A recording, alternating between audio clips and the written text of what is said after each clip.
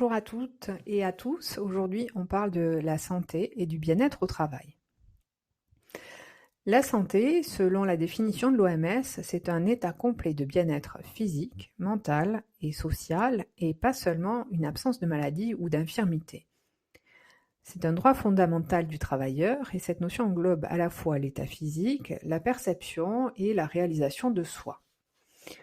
C'est un droit en évolution et on n'est plus au XIXe siècle où on parle de l'interdiction de faire travailler les enfants, on n'en est plus là, mais la plupart des avancées sociales s'est traduite à la suite de catastrophes qui ont fait des morts, et notamment en 1906, la catastrophe de Courrières où 1099 morts ont été à déplorer, des mineurs qui sont restés au fond de la mine. Et à la suite de cette catastrophe, on a instauré un repos hebdomadaire et créé le ministère du Travail. 4 ans plus tard, 1910, on crée le Code du travail. 1919, les premières lois sur les maladies professionnelles sont prises. 1945, on crée la sécurité sociale et enfin, les accidents du travail sont intégrés au titre du risque social. Plus récemment, en 2001, avec l'explosion de l'usine AZF à Toulouse, ce sont 29 ouvriers qui sont décédés et il y a eu une réflexion sur les risques technologiques avec une réflexion sur les responsabilités encourues. Donc on le voit, c'est un droit en évolution qui évolue notamment à la suite des catastrophes qui peuvent arriver. Quelques chiffres maintenant. À 35 ans, un ouvrier peut espérer vivre 76 ans et un cadre peut espérer vivre 82 ans. Quant aux conditions de travail, 30% des salariés disent subir un comportement hostile dans leur emploi. Et pour la plupart d'entre nous, nous sommes sujets aux risques psychosociaux. On peut éventuellement subir un RPS, un risque psychosocial. Alors, c'est quoi exactement un risque psychosocial? Eh bien, c'est d'abord du stress, c'est-à-dire le déséquilibre entre les contraintes et les ressources pour y faire face.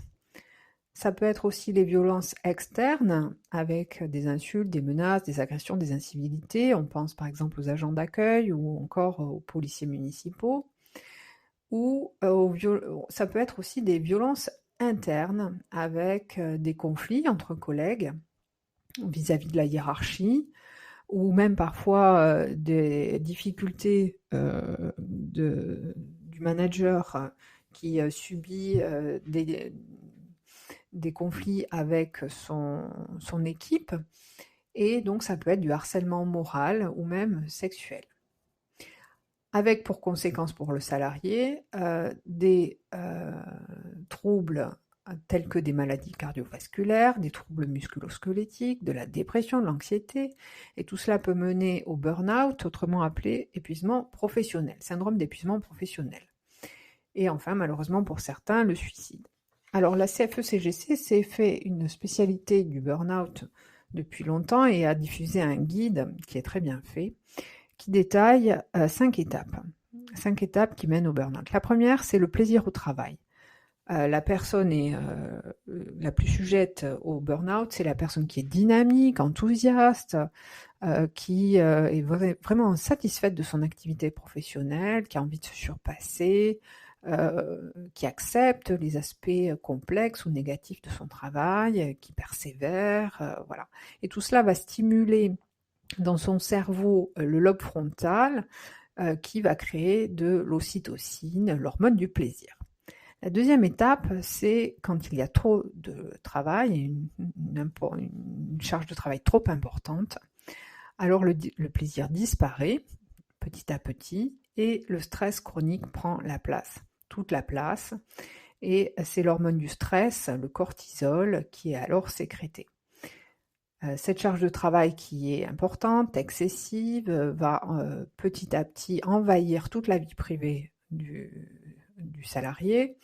Le temps de travail va augmenter, parfois dépasser les 10 à 12 heures par jour, et si bien que le surengagement n'est plus ponctuel, mais il devient totalement chronique.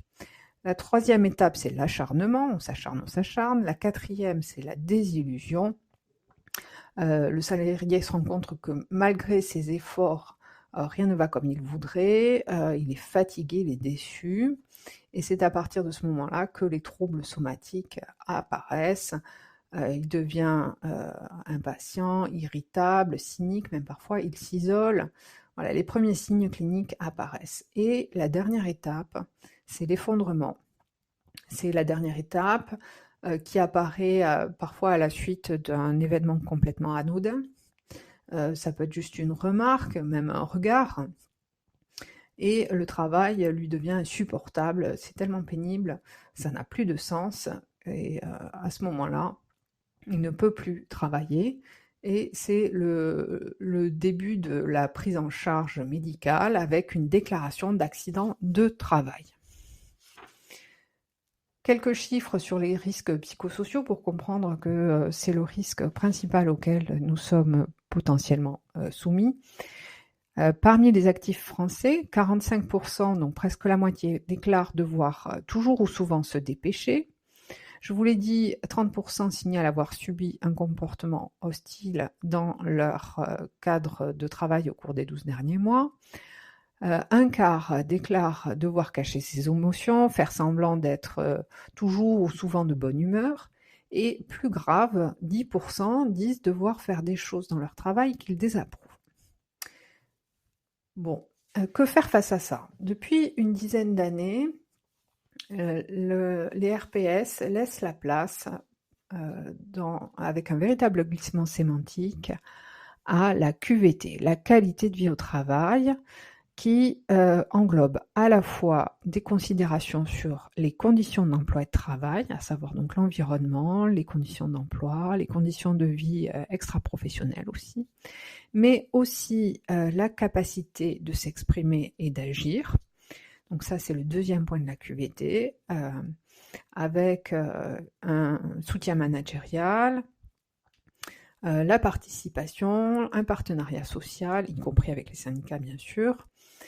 Et enfin, le troisième volet, c'est le contenu du travail avec une plus grande autonomie, une valeur donnée au travail, un travail apprenant qui vous fait progresser et un travail complet, donc intéressant. Et tout cela participe à la perception de la qualité de vie au travail. Cette qualité de vie au travail, elle pourrait être schématisée comme une fleur avec 6 pétales. 6 pétales. Le premier pétale, ça pourrait être de bonnes relations sociales, de bonnes relations au travail. Bien sûr, quand on a des collègues sympas, c'est beaucoup plus chouette d'aller au travail. Mais ça ne tient pas qu'au caractère de nos collègues. Bien sûr, on peut créer des éléments conviviaux pour mieux se connaître, mais on peut aussi créer des lieux de pause, diffuser aussi de l'information sur des supports internes, organiser des réunions internes. Et voilà, tout cela modifie la relation que l'on peut avoir au travail. Ensuite, le deuxième pétale, c'est le contenu du travail lui-même. Bien sûr, la clarté au travail, l'autonomie dans le travail, les moyens pour le réaliser, le fait d'avoir des consignes claires, bien entendu, comment on gère l'activité, comment est répartie la charge de travail, ça c'est très important, c'est le deuxième pétale avec le contenu du travail.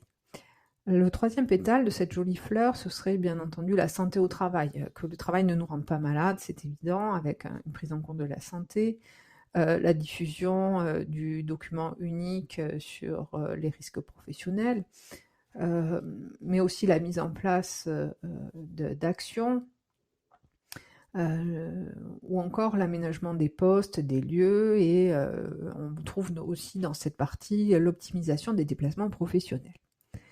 Le troisième pétale, ce serait la valorisation des compétences et des parcours professionnels. Déjà, quand on arrive dans une structure, c'est bien d'être intégré, d'être accueilli, c'est très important, avec une approche tout à fait spécifique. Ensuite, des entretiens individuels. Comment exprimer ses besoins si on ne peut pas avoir un temps pour ça? Troisième point, gérer les compétences, avoir une gestion interne des compétences adaptées. Le quatrième point, et non des moindres, c'est un plan de formation. N'hésitez pas à demander et à faire des formations tout au long de votre vie professionnelle. Et enfin, utiliser les dispositifs existants pour pouvoir évoluer dans votre parcours professionnel. Le cinquième pétale, ce serait l'égalité professionnelle, alors qui ne comprend pas uniquement l'égalité professionnelle entre les femmes et les hommes, mais qui comprend aussi la conciliation vie pro, vie perso, puisque c'est pas la même chose quand on travaille avec des parents âgés et des enfants jeunes que quand on est jeune actif, libéré de toute contrainte, ou alors approchant la retraite avec des enfants grands et puis pas d'ascendant à charge. Bien sûr, l'aménagement des horaires est important. La pyramide des âges est donc à prendre en compte, mais aussi le handicap, les situations de handicap. Tout cela fait partie de l'égalité professionnelle. Et enfin, le dernier pétale de cette jolie fleur de la qualité de vie au travail, c'est l'engagement et le management. Alors, replacer son travail dans un cadre plus large, ça participe de la qualité de vie au travail. C'est-à-dire que quand on connaît la stratégie de l'entreprise, le projet de la structure, eh bien, ça permet de donner du sens. Quand les rôles sont clairs, quand les procédures de travail sont connues et diffusées, quand on peut prendre le temps d'échanger sur le travail, mais aussi quand il y a une certaine transparence sur la politique de rémunération et des informations sur les futurs et éventuels changements et réorganisations. Tout cela participe à un bon engagement, un bon management et donc une bonne qualité de vie au travail. Je voudrais finir cette formation avec quelques techniques pour être plus zen au bureau. Quelques techniques qu'on a testées avec les collègues. La première, c'est la cohérence cardiaque qui permet par une respiration selon un timing adapté de mettre en cohérence, comme son nom l'indique, le cœur avec la respiration. Le principe est simple, vous inspirez pendant 5 secondes et vous expirez pendant 5 secondes. Et vous faites ça pendant 5 minutes. Alors, plutôt que de compter 1, 2, 3, 4, 5 dans votre tête, eh bien, vous pouvez tout simplement télécharger une application gratuite qui s'appelle Respirelax, qui a été développée par des termes et qui permet donc de suivre cette cohérence, ce programme de cohérence cardiaque qui idéalement devrait être fait 3 fois par jour, donc une fois le matin, une fois midi, une fois le soir, tout simplement parce que sur le plan scientifique, on a constaté que cette technique permet de faire baisser le taux de cortisol, l'hormone du stress, pendant 5 heures. Et l'effet est immédiat. Donc ne pas s'en priver. Le deuxième exercice, c'est ce qu'on appelle l'exercice de Benson, c'est-à-dire qu'il suffit de choisir un mot qui a du sens. Par exemple, moi je vais choisir sérénité et je vais l'associer à une image, une belle image, par exemple le coucher de soleil sur l'océan. Et donc à ce moment-là, vous fermez les yeux, vous vous relâchez, vous respirez lentement et vous gonflez votre ventre en inspirant avec donc une respiration abdominale. Et vous prononcez mentalement le mot dans votre tête tout en regardant l'image à laquelle vous voulez penser. Donc cet exercice de visualisation qui demande un peu d'entraînement permet d'atteindre une relaxation profonde et c'est très agréable. En faisant des recherches pour cette formation, j'ai trouvé aussi 2 sources intéressantes. La première, c'est un site canadien qui s'appelle stresshumain.ca et qui explique qu'en fait, quand on a un stress, par exemple, votre responsable vous convoque à son bureau, et bien à ce moment-là, tout de suite, vous sentez le stress monter, votre cœur bat sur vos tempes, voilà. Et à ce moment-là, il suffit de trouver une image apaisante pour que le premier message de stress qui a été envoyé à votre cerveau, la convocation, soit modifié par la visualisation de quelque chose de plaisant. En fait, on va tromper le cerveau, on va modifier le sens du message qui est perçu par le cerveau pour diminuer la réponse au stress. Et donc, en pratiquant cette technique, ça devient plus facile et automatique. Ça rejoint un peu l'exercice de Benson. Et enfin, j'ai trouvé des informations intéressantes sur santémagazine.fr pour gérer la surcharge de travail. Il y a un article qui s'appelle « Comment gérer une surcharge de travail » qui donne quelques astuces très intéressantes. Et le dernier point, c'est pratiquer la gratitude. Alors je vous dis un grand merci. N'hésitez pas, en vous levant le matin, à dire merci à l'univers, merci à votre voisin, à votre conjoint, à votre chat, qui vous voulez, ou intérieurement à vous dire merci à vous pour des choses bien précises ou pour tout simplement vous être levé du bon pied. Merci à vous. Je vous souhaite une bonne journée, une bonne soirée et à bientôt.